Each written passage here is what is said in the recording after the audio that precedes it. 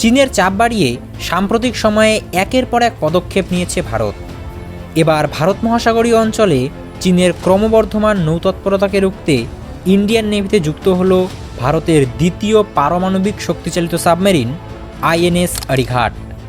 আজকের ভিডিওতে আমরা জানব নিউক্লিয়ার পাওয়ার্ড সাবমেরিন কী, বর্তমানে ভারতীয় নেভির জন্য নিউক্লিয়ার পাওয়ার্ড সাবমেরিন কতটা গুরুত্বপূর্ণ এবং সদ্য লঞ্চ হওয়া আইএনএস আরিঘাটের বৈশিষ্ট্যগুলি কী কী ও আইএনএস আরিঘাট লঞ্চ হওয়ার পর চীনের তরফ থেকে কী প্রতিক্রিয়া এসেছে, সমস্ত কিছু জানব আজকের ভিডিওতে।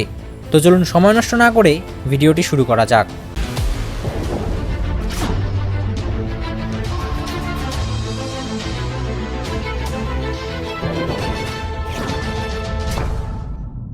প্রথমত, নিউক্লিয়ার পাওয়ার্ড সাবমেরিন কী? দেখুন, জ্বালানির ভিত্তিতে সাবমেরিন মূলত দুই ধরনের হয়। একটি হলো ডিজেল ইলেকট্রিক সাবমেরিন, আরেকটি হলো nuclear powered submarine. Diesel electric submarine ডিজেলের সাহায্যে নিজের পাওয়ার জেনারেট করে এবং এর ব্যাটারিকে চার্জ করার জন্য প্রতি দুদিন অন্তর অন্তর একে জলের ওপরে আসতে হয়। আর নিউক্লিয়ার পাওয়ার্ড সাবমেরিনের ভেতরে একটি নিউক্লিয়ার রিঅ্যাক্টর থাকে, যার সাহায্যে সাবমেরিন নিজের প্রয়োজন মতো এনার্জি উৎপাদন করে। একটি নিউক্লিয়ার পাওয়ার্ড সাবমেরিন 20 থেকে 25 বছর পর্যন্ত একটানা জলের নিচে থাকতে পারে।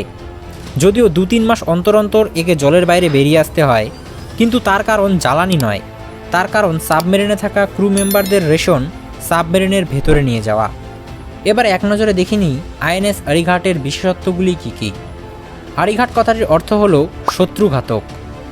আইএনএস আরিঘাট হলো আরিহান্ত ক্লাসের দ্বিতীয় নিউক্লিয়ার পাওয়ার্ড সাবমেরিন।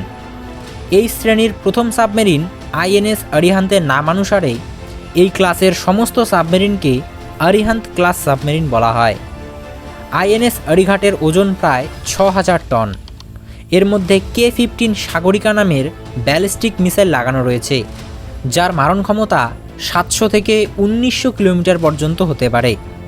K-15 সাগরিকাকে ভারতের defence research and development organisation অর্থাৎ DRDO তৈরি করেছে। আইএনএস আরিঘাটকে তৈরি করতে ইন্ডিয়ান নেভির টোটাল খরচ হয়েছে প্রায় 40,000 কোটি রুপি। জলের নিচে এর গতিবেগ ঘন্টায় প্রায় 22 থেকে 28 কিলোমিটার। আরিঘাটের দৈর্ঘ্য 111.6 মিটার, প্রস্থ 11 মিটার এবং উচ্চতা 9.5 মিটার। সাবমেরিনটিতে মোট 8টি লঞ্চ টিউব থাকবে।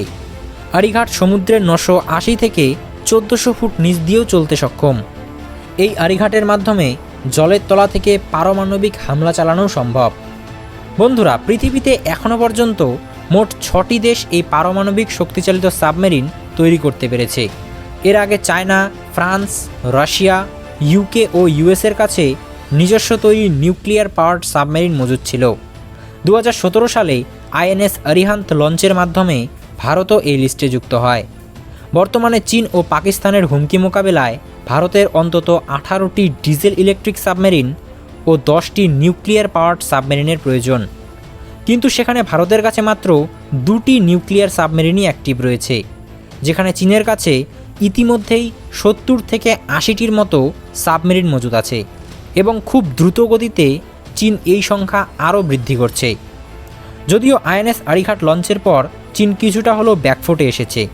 চীনের সরকারি মিডিয়া গ্লোবাল টাইমস লিখেছে, India's second nuclear missile submarine should be used responsibly, অর্থাৎ ভারতের এই দ্বিতীয় নিউক্লিয়ার সাবমেরিনটিকে খুবই সতর্কতার সাথে ব্যবহার করা উচিত। যদিও সাবমেরিনের দিক দিয়ে চীন ভারতের থেকে অনেকটাই এগিয়ে আছে, তবুও আইএনএস আরিঘাট লঞ্চের মাধ্যমে ভারত মহাসাগরে ভারতের শক্তি দ্বিগুণ বৃদ্ধি পেল বলে মত সামরিক বিশেষজ্ঞদের।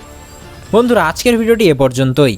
ভিডিওটি ভালো লাগলে একটি লাইক করে চ্যানেলটিকে সাবস্ক্রাইব করতে ভুলবেন না এরকমই ইনফরমেটিভ ডিফেন্স প্রতিবেদন সবার আগে পেতে।